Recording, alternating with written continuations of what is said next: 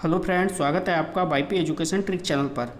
तो दोस्तों, आप हमारे चैनल पे नए हैं या अभी तक आपने हमारे चैनल को सब्सक्राइब नहीं करा है तो आप नीचे रेड कलर के सब्सक्राइब बटन पर क्लिक कर लें और बराबर में बेल आइकन की घंटी है उसको भी प्रेस कर लें।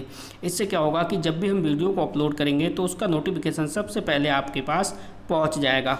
तो देखो, अपना जो सिलेबस है क्लास 12 एग्रीकल्चर का वो चल रहा है एनिमल हस्बेंड्री यानी पशुपालन का चल रहा है। ठीक है, पशुपालन में आज हम कुड़क मुर्गी से क्या समझते हैं, यहाँ से टॉपिक हम स्टार्ट करेंगे। आप वीडियो को शुरू से लेके लास्ट तक देखना, तभी आपके टॉपिक अच्छे से समझ में आएंगे। और हाँ, अगर आप हमारे व्हाट्सअप ग्रुप से जुड़ना चाहते हैं तो इस वीडियो के डिस्क्रिप्शन में आप जाइए, वहाँ पे हमारा व्हाट्सअप ग्रुप दे रखा है, उससे आप जुड़ जाइए। तो सारे के सारे वीडियो लेक्चर आपको बिल्कुल फ्री में मिलेंगे। ठीक है, आपको कोई भी चिंता करने की आवश्यकता नहीं है। अगर आपको एग्रीकल्चर के क्लास 12 के सभी आपको सब्जेक्ट पढ़ने हैं तो आप हमारे चैनल को फॉलो करिए वाईपी एजुकेशन ट्रिक चैनल पर। वहाँ पे मैंने प्लेलिस्ट बना दी है सभी सब्जेक्टों की, आप प्लेलिस्ट से पढ़िए, चैप्टर बाई चैप्टर पढ़िए। ठीक है, आपको कोई भी समस्या नहीं आएगी। तो बिना किसी देरी के अब हम टॉपिक को करते हैं स्टार्ट। शुरू से लेकर लास्ट तक देखना, अच्छे से आपके समझ में आएगा। देखो, कुड़क मुर्गी क्या होती है, आपको ये समझना है कि कुड़क मुर्गी होती क्या है। तो देखो, अंडा ना देने वाली मुर्गी को कुड़क मुर्गी कहते हैं। किसे कहते हैं? जो अंडा ना देती हो उसे कहते हैं, यानी अंडा ना देने वाली मुर्गी को हम कुड़क मुर्गी कहते हैं। यह मुर्गी अंडे सेने तथा चूजों का लालन पालन करती है। जो कुड़क मुर्गी होती है उसका काम क्या होता है, जो अंडा होता है ना, अंडे को सेने का तथा चूजों का लालन पालन यानी पालन पोषण करने का काम करती है। एक मुर्गी शरद ऋतु में 10 से 12 चूजों का और ग्रीष्म ऋतु में 12 से 15 चूजों का लालन पालन कर सकती है। अब आपको पता है दोनों ऋतुओं में आपको ध्यान रखना है। जो शरद ऋतु है, शरद ऋतु में अगर हम एक मुर्गी की बात करें तो 10 से 12 चूजों का, ठीक है, और ग्रीष्म ऋतु की बात करें तो 12 से 15 चूजों का लालन पालन कर सकती है। ठीक है, इस कार्य के लिए देसी नस्ल की मुर्गियां सर्वोत्तम है, यानी लालन पालन करने के लिए सबसे उपयुक्त अगर मुर्गियां हैं तो वो कौन सी हैं, वो हैं आपकी देसी नस्ल की मुर्गियां। अब आप समझ गए होंगे। अब अगर पेपर में आ जाए कि क्वेश्चन कि आप ये बताओ कुड़क मुर्गी से आप क्या समझते हो, तो आप ये बताओगे कुड़क मुर्गी उसे कहते हैं जो अंडा नहीं देती है।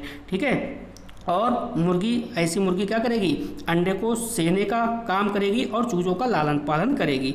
एक मुर्गी कितनी, शरद ऋतु में 10 से 12 और ग्रीष्म ऋतु में 12 से 15 चूजों का क्या करती है, लालन पालन करती है। ठीक है, और इस लालन पालन के लिए क्या करना है, जो देसी नस्ल की जो मुर्गियाँ होती हैं वो सबसे अच्छी होती हैं। ठीक है, तो ये तो हो गई कुड़क मुर्गी की बात। देखो, अभी तक आपने हमारी वीडियो को लाइक नहीं करा तो आप वीडियो को लाइक कर दो और वीडियो की लिंक को अपने दोस्तों में शेयर भी कर दीजिए, ताकि हर बच्चा घर बैठे अपनी अच्छे से तैयारी कर सके। अगला जो हमारा क्वेश्चन है, अगला क्वेश्चन समझिए। अगला क्वेश्चन यहाँ से पेपर में बनेगा कि आप ये बताओ जुगाली करने वाले पशुओं की रूमेन को बोलते हैं रोमैन के कार्य। ठीक है, रोमैन भी आ सकता है और रूमेन भी हो सकता है, इसको आपको ध्यान रखना है। यानी जुगाली करने वाले पशुओं में रूमेन के कार्य, तो क्या कौन से कार्य हैं, हम एक एक करके कार्यों को समझेंगे। तो देखो, जुगाली करने वाले पशुओं में रूमेन के निम्नलिखित कार्य हैं। निम्न कार्य कौन कौन से हैं? नंबर 1, पहले नंबर पे है, देखो, यह 150 से 200 किलोग्राम क्षमता युक्त चारे का संग्रह स्थान होता है। ठीक है, कितना, 150 से 200 किलोग्राम क्षमता युक्त चारे का संग्रह स्थान होता है। दूसरा पॉइंट है, रूमेन मंथन क्रिया द्वारा भी आहार के बड़े टुकड़ों को छोटे छोटे टुकड़ों में तोड़ता है।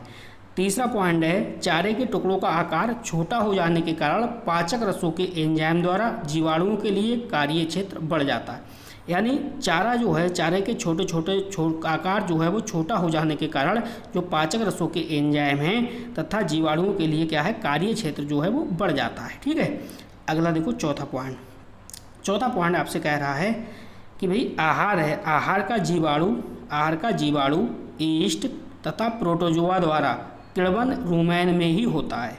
ठीक है, यानी आहार का जीवाणु ईस्ट तथा प्रोटोजोआ द्वारा किण्वन इसमें होता है, रूमेन में ही होता है। इस क्रिया द्वारा कुछ गैसें बनती हैं जिन्हें डकार द्वारा बाहर निकाल दिया जाता है। ठीक है, तो ये हो गया आपका जुगाली करने वाले पशुओं में रूमेन के कार्य। तो ये क्वेश्चन आपका पेपर में बन सकता है। अगला क्वेश्चन देखो, अगला क्वेश्चन जो है इस पे आप स्टार लगाओ, काफ़ी बेहतरीन क्वेश्चन है, इस पे आप स्टार लगाओ बेटा, ये अच्छा इंपॉर्टेंट क्वेश्चन है। कह रहा है पशुओं के खुरैरा होने के लाभ। तो पशु हैं, पशुओं के खुरैरा होने के कौन कौन से लाभ हैं उनको समझो। नंबर 1 है खुरैरा करने से पशुओं की त्वचा में रक्त परिसंचरण अच्छी तरह से होता है। यानी पशुओं के खुरैरा करने के लाभ के बारे में आपसे पूछ रहा है। तो खुरैरा करने से जो पशुओं की त्वचा है उसमें जो रक्त संचार है वो अच्छी तरह से होगा। रक्त संचार, रक्त का बहना यानी बॉडी की त्वचा में, ठीक है, जिसके फलस्वरूप शरीर के अंदर में उपापचय जो क्रिया है, उपापचय क्रिया में उत्पन्न जो अपशिष्ट पदार्थ हैं वो बाहर आ जाते हैं। ठीक, पहला पॉइंट। दूसरा पॉइंट है आपका खुरैरा करने से त्वचा रोगों को उत्पन्न करने वाले जीवाणुओं को पशु शरीर में पनपने का अवसर नहीं मिलता और त्वचा रोग भी नहीं होता है। तो इस पॉइंट का मतलब आप समझ गए होंगे सेकंड का, यानी अगर आप खुरैरा करोगे तो त्वचा रोगों को उत्पन्न करने वाले जो जीवाणु हैं वो पशु को शरीर में पनपने का अवसर नहीं देंगे, ठीक है, और त्वचा रोग नहीं हो पाता है, यानी त्वचा पर जो रोग है वो भी नहीं होगा। क्या करने से? खुरैरा करने से। अगला पॉइंट समझो आप, अगला पॉइंट है पॉइंट नंबर 3। कह रहा है खुरैरा करने से त्वचा रोगों को उत्पन्न करने वाले जीवाणुओं को पशु शरीर में पनपने का अवसर नहीं मिलता और त्वचा रोग नहीं हो पाता। ये वही वाला पॉइंट जो है दूसरा वाला रिपीट हो गया, ठीक है, कोई बात नहीं। अगला पॉइंट आप देखो चौथा वाला, देखो पशु जो हैं, पशुओं के शरीर से पसीना निकलता है जो उसके शरीर पर सूख जाता है। इस पसीने के साथ कई अपशिष्ट पदार्थ जो हैं वो शरीर से निकलकर त्वचा पर इकट्ठे हो जाते हैं, उसकी स्किन पर इकट्ठे हो जाते हैं। किसकी? पशु की। बाल भी टूटकर पसीना इत्यादि के साथ चिपक जाते हैं, यानी जो बाल हैं उसके शरीर पर वो भी टूटकर क्या है, पसीना के साथ चिपक जाते हैं। खुरैरा करने से अपशिष्ट पदार्थ, खुरैरा करने से क्या है, अपशिष्ट पदार्थ तथा बाल आदि सभी त्वचा से साफ हो जाते हैं और त्वचा साफ बनी रहती है। जिससे क्या होगा, जिससे त्वचा पर स्थित छेद बंद नहीं होते और शरीर के अंदर उपापचय क्रिया में उत्पन्न अपशिष्ट पदार्थ बाहर निकलते रहते हैं और पशुओं में रोग भी नहीं होते। आप इसका स्क्रीनशॉट ले सकते हैं, आराम से अपने नोट्स आप बना सकते हैं, लिख सकते हैं, ठीक है। अब चलिए, ये तो हो गई। अगले क्वेश्चन की देखते हैं। अगला क्वेश्चन आपका क्या है, आपकी लगभग 1 घंटे की ये क्लास होगी और ज़्यादा से ज़्यादा हम आपका कोर्स कराने की कोशिश करेंगे, ठीक है। आप बिल्कुल शुरू से लेके लास्ट तक देखते रहना और किसी प्रकार की कोई समस्या है तो आप कमेंट कर देना, कमेंट करना, हम अगली वीडियो में सुधार की कोशिश करेंगे। देखो गाय को सुखाने का मतलब है दूध लेना बंद करना, ठीक है। गाय को सुखाने की विधि ये खूब पेपर में पूछी जाती है, आपसे पेपर में पूछी जाएगी कि आप ये बताओ गाय को सुखाने की विधि बताओ। इस पे आप 2 स्टार लगाओ, काफ़ी बेहतरीन क्वेश्चन है, ठीक है। तो देखो अपूर्ण दोहन क्या है, अपूर्ण दोहन का मतलब है पूर्ण रूप से दोहन नहीं करोगे, अपूर्ण दोहन है। अपूर्ण दोहन के द्वारा गाय को सुखाने की विधि है, तो इसका है अपूर्ण दोहन। अपूर्ण दोहन का मतलब ये है अगर आप पूर्ण दोहन नहीं करोगे तो दूध लेना बंद कर देगी वो, ठीक है। दूसरा है एक समय का दूध निकालकर तथा दूसरे समय को छोड़कर। जैसे सुबह शाम मान लो कोई पशु है या गाय है, गाय सुबह शाम आपकी दूध दे रही है, तो आप सुबह को निकाल लिया दूध और शाम को छोड़ दिया, या आपने शाम को निकाला और सुबह को छोड़ दिया, तो वो दूध क्या है, सुखा देगी गाय धीरे धीरे, ठीक है। तीसरा है दूध दोहन पूर्ण बंद करके। आप दूध दोहना बंद कर दीजिए तो भी वो सुखा देगी, ठीक है। तो ये 3 विधियाँ हैं, 3 पॉइंट हैं, इसे आप आराम से अपनी कॉपी में नोट कर लो, आराम से यहाँ से क्वेश्चन पूछा जाएगा। गाय सुखाने की विधि कौन सी है, तो अपूर्ण दोहन, और एक समय पर आप दूध का दोहन कर सकते हो, चाहे सुबह चाहे शाम में, फिर या दूध पूर्ण रूप से दोहना बंद कर दो, ठीक है। अगला जो क्वेश्चन देखो आपके सामने है, ये है बधिया करने का उद्देश्य। तो भैया बधिया करने का क्या उद्देश्य है, इसको भी आप अच्छे से समझ लो। बधिया करने का उद्देश्य, ठीक, तो क्या उद्देश्य है, इस क्वेश्चन पे भी स्टार लगाओ आप, काफ़ी बेहतरीन क्वेश्चन है आपके लिए। देखो पशुओं की प्रजनन शक्ति को किसी अन्य लाभदायक कार्य के लिए प्रयोग करना। जैसे मान लो अगर मैं आपसे कहूँ बधिया, देखो बधिया करने का उद्देश्य, बधिया करने का क्या उद्देश्य है ये आपको बता रहा है। देखो पशुओं की जो प्रजनन शक्ति होती है ना, प्रजनन शक्ति को किसी अन्य लाभदायक कार्य के लिए प्रयोग करना।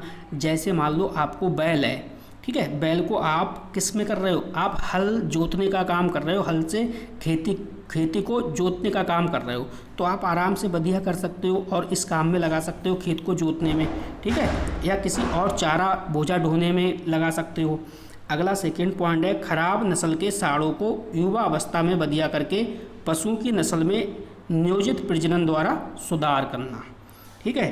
तीसरा पॉइंट है पशुओं को बधिया करके गोश्त आदि के लिए मोटा किया जा सकता है, तो ये भी एक उद्देश्य है कि पशुओं को बधिया करके गोश्त आदि के लिए भी मोटा किया जा सकता है। चौथा पॉइंट है प्रजनन के कारण होने वाले रोगों से छुटकारा दिलाना, तो ये भी है भाई।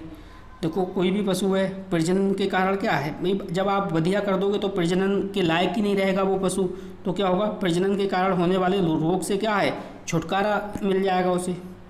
अगला क्वेश्चन, ये जो क्वेश्चन आपको बताने जा रहे हैं ये बेटा बहुत ही अच्छा क्वेश्चन है, बहुत बेहतरीन क्वेश्चन है। देखो कह रहा है पशुओं में सींग रोधन की विधियाँ, इस पे आप लगाओ 99% क्वेश्चन आने के चांस हैं, ठीक है। क्वेश्चन कह रहा है पशुओं में सींग रोधन की विधियाँ, तो देखो रासायनिक सींग रोधन है, यांत्रिक सींग रोधन है, कौन कौन सी विधियाँ हैं, और देखो ये आपके सामने 3 ये हैं, विद्युत सींग रोधन, रबर के छल्ले द्वारा सींग रोधन, प्रजनन द्वारा सींग रोधन। तो देखो एक एक करके समझते हैं। पहला आपका है ये रासायनिक सींग रोधन, तो रासायनिक जो सींग रोधन होगा ये 2 प्रकार का होगा। कितने प्रकार का होगा, ये 2 प्रकार का होगा।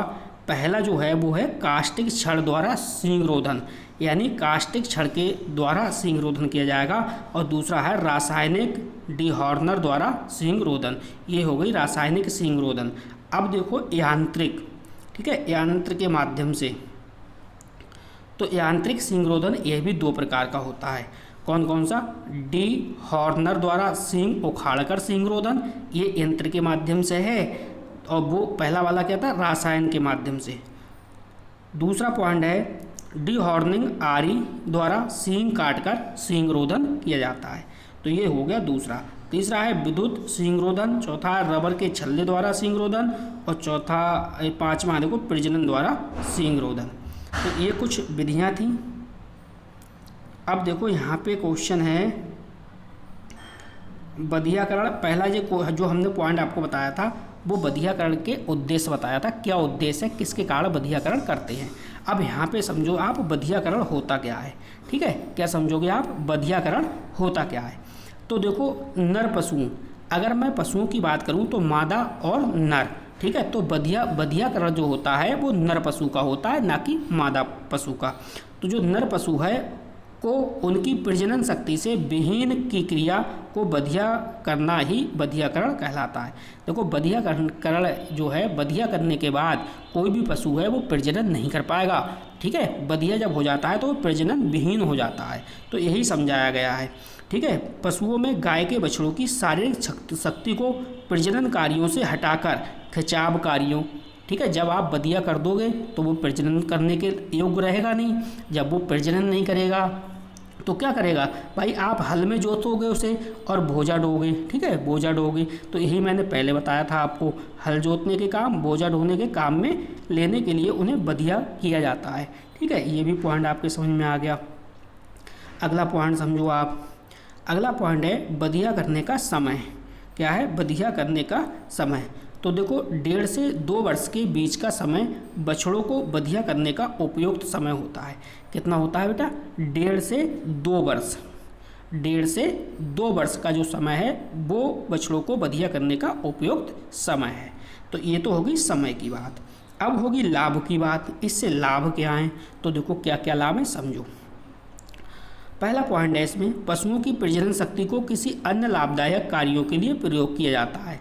अब देखो पशुओं की जो प्रजनन शक्ति है, ठीक है, अगर पशु मान लो प्रजनन में ही लगा रहेगा तो उसकी शक्ति जो है वो क्षीण होगी, तो उसी शक्ति को अन्य लाभदायक कार्य, अब अन्य लाभदायक कार्य कौन से हो सकते हैं, अन्य लाभदायक कार्य जैसे आप अपने खेत को जोतोगे बैलों से, या उनसे बोझा ढोओगे तो वो लाभदायक कार्य हैं।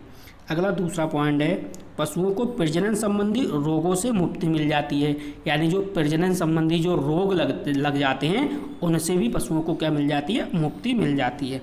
तीसरा पॉइंट है, पशुओं की सहनशीलता में वृद्धि हो जाती है। आपने देखा होगा जो अंडू होगा ना, अंडू पशु यानी जो प्रजनन करता होगा वो बहुत तेज होगा, ठीक है, और वो हो सकता है आपको मारने को भी लग जाए, लेकिन जो पशु बधिया हो जाता है वो बहुत सहनशीलता और बहुत सीधा स्वभाव का होता है। कोई भी उसे चारा डाल सकता है, कोई भी उसे बांध सकता है, कोई भी उसे खोल सकता है, लेकिन जो अंडू होता है इसे भी खोलना बांधना हर इंसान की बस की बात नहीं होती। चौथा पॉइंट है, पशुओं को बधिया करके गोश्त आदि के लिए मोटा किया जा सकता है। तो ये भी लाभ है कि भाई पशुओं को आप बधिया कर दो और उसके लिए गोश्त उससे प्राप्त हो, इसके लिए आप उसे मोटा कर सकते हो। अब देखो यहाँ पे हानि, अब हानि की बात करते हैं। तो हानि क्या है, देखो पशु प्रजनन कार्य रहित हो जाता है। हानि यही है कि भाई अगर आप बधिया कर दोगे, बधिया आपने कर दिया है तो आप फिर बाद में सोचो कि हम इससे प्रजनन कर दें, ठीक है, प्रजनन करने के योग्य नहीं रहता है वो, यही हानि है। जबकि प्रजनन कार्य रहित करना अमान्य भी ये है, ठीक। दूसरा पॉइंट है, पशु को बधिया करते समय असहनीय दर्द होता है। बिल्कुल सही है भाई, अगर आप पशुओं को बधिया करोगे तो उसके बिल्कुल दर्द होगा। तो ये 2 पॉइंट ध्यान रखना, ये है हानि। अगला जो आपकी हेडिंग है, देखो अगली हेडिंग आपको ध्यान रखनी है कि बधिया करने की 4 वैज्ञानिक विधि। आपसे पेपर में यही पूछेगा, आप ये बताओ बधिया करने की जो 4 वैज्ञानिक विधि हैं वो कौन कौन सी हैं। तो समझो, पहली विधि है बार्डेजो कैस्टेचर विधि द्वारा बधिया करना। दूसरा है एलेस्टोटेटर विधि द्वारा बधिया करना। तीसरा पॉइंट है चीरा लगाकर बधिया करना। चौथा है रासायनिक पदार्थों द्वारा बधिया करना। तो ये 4 वैज्ञानिक विधि हैं जिनके माध्यम से पशुओं को बधिया किया जाता है। कौन कौन सी हैं, देखो एक तो चीरा लगाकर याद रहेगी आपको, रासायनिक पदार्थों द्वारा बधिया करना ये भी आपको याद रहेगी, और आपको एलेस्ट्रेटर विधि द्वारा ये भी याद रखना है, और बार्डेजो कैस्टेटर विधि द्वारा भी आपको याद रखना है, ठीक। चलिए आगे की ओर चलते हैं। अगला देखते हैं हमारा क्या है। अगला जो है वो है पशुओं को चिन्हित करने की 4 विधि। आप देखो पशुओं को चिन्हित करने की कितनी विधि पूछ रहा है, 4 विधि पूछ रहा है। तो कौन कौन सी 4 विधि हैं पशुओं को चिन्हित करने की। देखो विभिन्न रंगों से रंगना, क्या है, विभिन्न रंगों से रंगना, यानी पशुओं को चिन्हित करने की विधि है, ठीक है, चिन्हित मतलब पहचान करना। दूसरा है गर्म लोहे से दाग कर चिन्ह डालना। तीसरा है टिन की पत्ती या छल्ला पहनाकर। चौथा है गोद कर कान पर चिन्ह डालना, ठीक है। इस 4 प्रकार हैं ये पशु को चिन्हित करने की, ठीक है। तो ये चारों प्रकार आपको याद रखना है। चलिए देखते हैं आगे। देखो अभी तक आपने अगर वीडियो को लाइक नहीं करा तो प्लीज़ वीडियो को लाइक करिए और वीडियो की लिंक को अपने सभी दोस्तों में शेयर करिए, ताकि हर बच्चा घर बैठे अच्छे से तैयारी कर सके। और कम से कम देखो एग्रीकल्चर है आपके पास, कम से कम 85 से लेके 90% तक आराम से बन जाती है, ठीक है, परसेंटेज। इसमें आपको अच्छे से विश्वविद्यालय में एडमिशन आराम से मिलेगा। तो आप अच्छे से पढ़ाई करिए, अच्छे से स्टडी करिए। वाईपी एजुकेशन आपके लिए एग्रीकल्चर का ही स्पेशल चैनल है, ठीक है। चैप्टर बाई चैप्टर आपको यहाँ पढ़ाया जाता है। कोई भी आपको किसी भी प्रकार की समस्या है तो आप हमें हमारे व्हाट्सएप नंबर पे भी संपर्क कर सकते हैं। देखो ये हमारा व्हाट्सएप नंबर है, ठीक है। अब ये जो टॉपिक है ये है देसी व विदेशी गाय, ठीक। क्या कह रहा है, देसी व विदेशी गाय। तो यहाँ पे समझो आप देसी और विदेशी गाय, तो हमने 2 कॉलम बना लिए हैं। एक तरफ है देसी गाय, दूसरी तरफ है विदेशी गाय। तो देसी गाय को आप कैसे पहचानोगे और विदेशी गाय को आप कैसे पहचानोगे, तो हम पहचान के लक्षण पढ़ते हैं, ठीक है।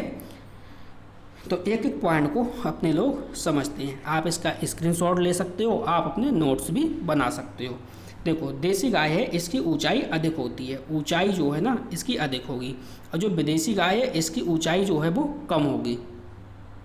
दूसरा पॉइंट है इनके शरीर का जो आकार है वो छोटा होगा। कौन है, देसी। और विदेशी में क्या है, इनके शरीर का जो आकार होगा वो बड़ा होगा। तीसरा पॉइंट, देसी गाय में दूध में चिकनाई की मात्रा 4 से 5% होती है। दूध में चिकनाई की जो मात्रा है वो 4 से 5% होती है और इनके दूध में चिकनाई की जो मात्रा है वो 3 से 4% होती है। किसमें? विदेशी में। अच्छा, अयन की बात करें तो जो देसी गाय होती है ना, देसी गाय में भाई अयन जो होता है वो कम विकसित होता है, ठीक, और विदेशी गाय में जो अयन है वो अधिक विकसित होगा। तो ये 4 पॉइंट हो गए आपके। अब देखिए अगला पॉइंट देखिए, अगला जो पॉइंट है 5वां, चारा खाने की क्षमता कम होती है। यानी जो देसी गाय है, देसी गाय की चारा खाने की जो क्षमता है वो कम होगी और चारा खाने की क्षमता अधिक होगी। किसकी अधिक होगी? विदेशी गाय की। नेक्स्ट है, इनके शरीर का वजन कम होगा। यानी पूरी बॉडी का जो वजन है, पूरी शरीर का जो वजन है वो भी कम होगा। किसका? देसी का। और विदेशी का शरीर व वजन अपेक्षाकृत अधिक होता है। किसकी अपेक्षा अधिक होता है? देसी गाय की अपेक्षा अधिक होगा। ठीक है। अगला जो हमारा पॉइंट है वो है, इसमें बीमारी प्रतिरोधकता अधिक होती है। यानी जो देसी गाय है, देसी गाय में जो बीमारी लगती है वो अधिक लगती है, इस प्रकार से आप समझिए। और जो बीमारी प्रतिरोधक क्षमता है वो जो विदेशी गाय है उसमें कम है। 7 पॉइंट हो गए। अब 7 पॉइंट के बाद देखिए 8वां पॉइंट आपको बता रहे हैं। 8वां पॉइंट है, देसी गाय में शुष्क काल 60 दिन से अधिक होता है और विदेशी गाय में शुष्क काल है वो 60 दिन से कम होता है। ठीक है। तो ये 8 पॉइंट है। 8 में आप कोई भी सरल आप 5 से 6 पॉइंट हमेशा याद करके रखिए। क्वेश्चन काफ़ी अच्छा है और आ सकता है। ठीक है। अब हम एक क्वेश्चन आपका और पढ़ कराएंगे, इसके बाद देखिए वीडियो करेंगे समाप्त। ठीक, फिर नेक्स्ट वीडियो में हम आपसे कल फिर मुलाकात करेंगे। देखो अगला जो टॉपिक है हमारा वो है रोमंथिक पशुओं का दंत सूत्र।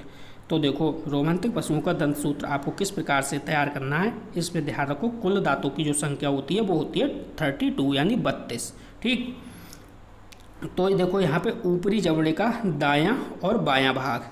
अब ऊपरी जबड़े का आप महसूस करो, जैसे आप मनुष्य है, जैसे अपने लोग हैं तो अपनों का जो ऊपर का जबड़ा है ना, तो ऊपर के जबड़े में देखो एक जबड़ा दाएं तरफ है, दूसरा बाएं तरफ है। ऐसे ही इसमें समझाया गया है। नीचे का जो जबड़ा है उसका दायां व बायां भाग। अब देखो इसमें क्या है, यहाँ पे समझो। देखो कृंतक दांत होते हैं, कील दांत होते हैं, अग्रदाढ़ होते हैं और मुख्य दाढ़ होते हैं। ठीक है, 4 प्रकार के। तो देखो यहाँ पे समझो, जो आपके ऊपरी जबड़ा है ना, ऊपरी जबड़े पे देखो जो आपके कृंतक दांत है ना, ये कोई नहीं होता और नीचे जबड़ों पे होते हैं 4 + 4, यानी 4 जो होते हैं दाएं ओर, 4 होते हैं बाएं ओर। ठीक है। इसी प्रकार के कील वाले दांत हैं वो कोई भी नहीं होता, ना तो ऊपर वाले जबड़े में और ना ही नीचे वाले जबड़े में।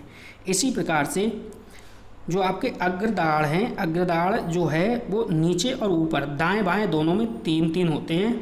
ठीक है। इसी प्रकार से जो मुख्य दाढ़ है, मुख्य दाढ़ भी कितने होते हैं? 3-3, ऊपर यानी दाएं बाएं और नीचे भी दाएं बाएं। तो देखो कितना हो गया टोटल, आप जोड़ लो। देखो 3-3 6 ये हो गए ऊपर वाले, 6 दूनी 12 तो ये हो गए, 12 ये हो गए, 12 दूनी 24 ये हो गए, और देखो 4 दूनी 8 ये हो गए, 8 ये हो गए, 8 4 12 के 2 हासिल लगा, 1 2 और 1 3, टोटल कितने हो गए? 32 हो गए। कुल दांतों की संख्या 32 हो गई। ठीक है। आज की वीडियो हम यहीं पे विराम करेंगे। अब आप कमेंट करके बताइए वीडियो आपको अच्छी लगी या नहीं लगी, सिलेबस आपके समझ में आ रहा है या नहीं आ रहा है, आप कमेंट कर सकते हैं। ठीक, तो बस बेटा इस वीडियो में इतना ही था। वीडियो देखने के लिए आपका बहुत बहुत धन्यवाद। मिलते हैं नेक्स्ट वीडियो में।